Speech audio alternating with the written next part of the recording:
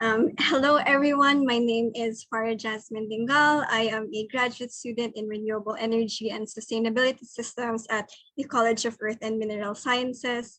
And today I will be presenting Portraits of Resistance Peasant Women of the Philippines. I was particularly keen on participating in this event because, quite frankly, I really love Wikipedia. Whenever I want to learn something new really quickly, I just go on my search engine and look up the Wikipedia page. So this is going to be very exciting. And before we begin, I would like to comment on my positionality in regards to this topic. I am a daughter of a foreign service officer and a military officer. Furthermore, I am a Western trained academic. I went to university in Saudi Arabia for my undergraduate degree and a diploma in Arabic as a foreign language. And as of late, my research has focused on stress nexus insecurity and environmental justice in the Arabian Peninsula. As a result, I approached the following topic as an outsider, yet an insider, if that makes sense. And also, I would just like to say that I am not involved with the organizations or affiliated organizations I will be talking about in this talk, though I do find myself sympathetic to the cause. So next slide. So you're probably thinking, what does art and feminism have to do with peasant women? What is art? What is feminism? What is a peasant woman? It depends on whom you ask. I do think, however, that we cannot talk about peasant women without talking about rural agricultural development. And rural agricultural development is a feminist issue, which raises the question, what does art and feminism have to do with the food we eat? Food sovereignty is a feminist issue. We cannot talk about one without the other because of gender divisions of labor and the inherent power relationships therein.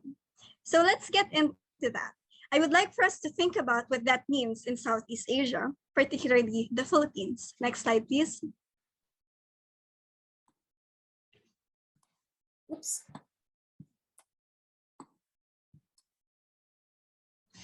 The Philippines is an archipelago consisting of 7,640 islands.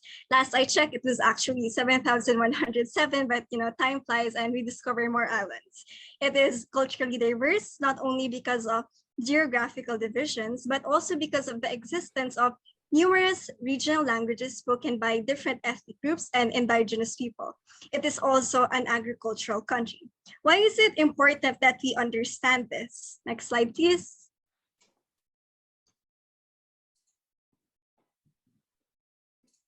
There is no one peasant woman. There is no one rural social movement. There is no best practice. The only way to move forward is for us to look for comparative gestures. The question we should be asking ourselves is, how is this idea socialized? So when we talk about art and feminism and the peasant woman, we talk about gender. Because of inequalities and inequities attributed to gender, gender mainstreaming has emerged as a proactive and holistic systems approach to incorporating a gender perspective. Next slide, please.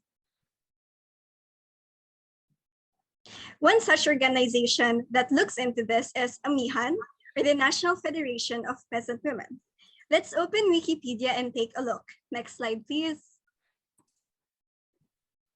So when we open Wikipedia, the first page that we will go to is this. It says, in the Philippines, amihan refers to the season dominated by the trade winds, which are experienced in the Philippines as a cold northeast wind.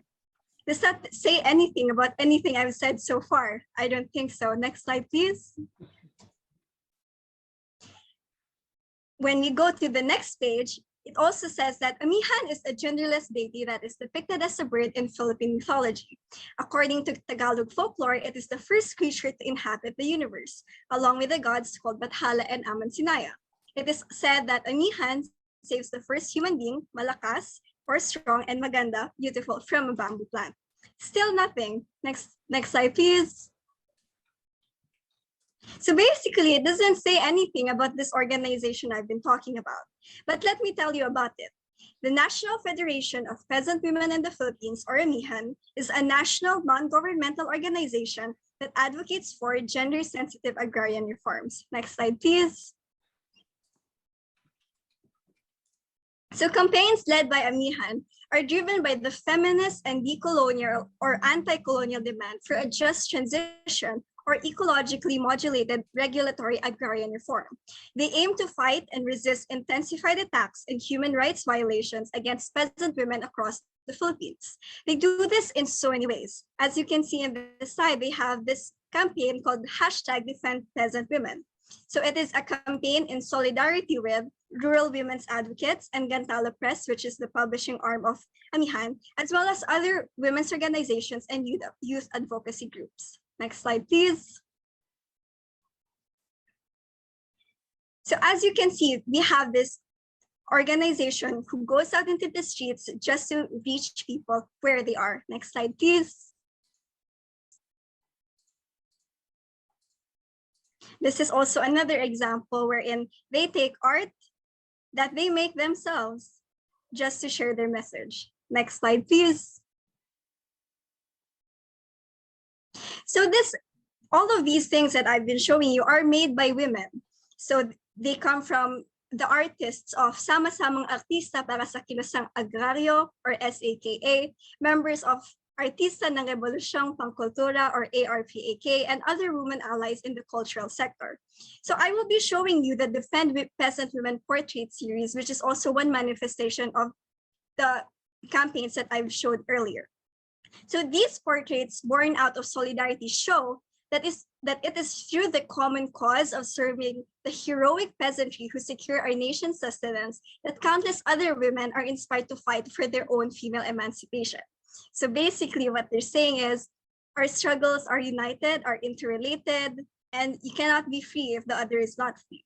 So the following is a series of portraits of rural women who were red tagged, illegally arrested, and killed. They have been dispossessed and dehumanized, and they have experienced land grabbing and land food blockades and aerial bombings, among other things. So I don't know, what kind of life is that?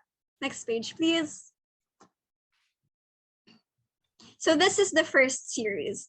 This is called Threat, Harassment, Intimidation, and Red Tagging of Peasant Women Leaders. Their rallying cry is Hand of Peasant Women, Stop Red Tagging. As you can see, the people of note are Sita Managelod of Amihan Cagayan, Jacqueline Retin, National Vice Chairperson of Amihan and Chairperson of Amihan Cagayan, Leonie Sataray, Chairperson of Sabacan, Amihan Bohol, and Julie Marcos of Amihan Cagayan.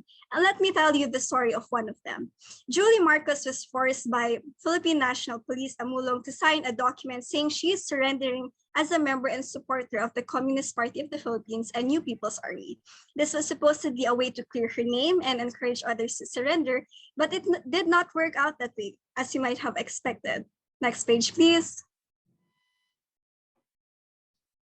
And one other aspect of this campaign is the illegal arrest and detention, filing of trumped-up charges to peasant women. So their rallying cry is to free all peasant women political prisoners. As you can see, the people of note are Amanda Ecanis, Amihan Cagayan, Maria Linda Perocho of National Federation of Sugar Workers in Negros Occidental, Jenaline Avelino, National Council member of Amihan Occidental Mindoro, and Imelda Sultan of National Federation of Sugar Workers in Negros Occidental. And let me tell you a story of one of them once more. Jenaline Avelino was active in the land struggle in the disputed Saulog estate in Barangay Adela Rizal, Occidental Mindoro. She was arrested on a rebellion charge after so many months of being red tagged. But you know, this is but a microcosm of a much bigger problem. Let me tell you some names. Marilyn Chiva, Maria Vic Aguirre, Eileen Catinin, Marilu Catamin, Eleutricia Caro, Jus Katipunan Caro, Nona Espinosa, Azucena Garubat, Moreta Alegre, and so much more. As of May 2021, there have been a total number of 80 peasant women political prisoners. Furthermore, the peasant death toll is a staggering 326, 42 of which are rural women. This includes farmers, fisher folk, agricultural workers, and indigenous peoples. Next slide, please.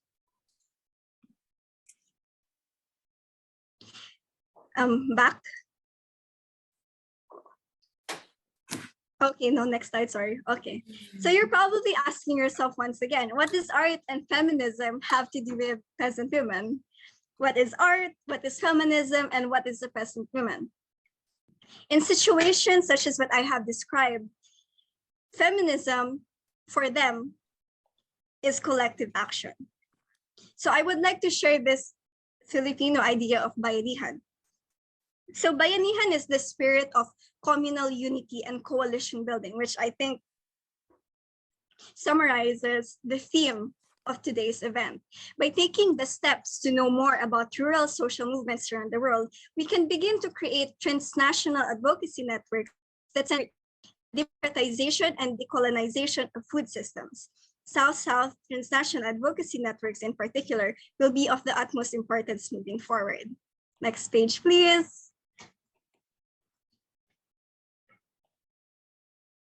Well, what can we do? I do think that we can create a page, though I do understand that it would be very difficult.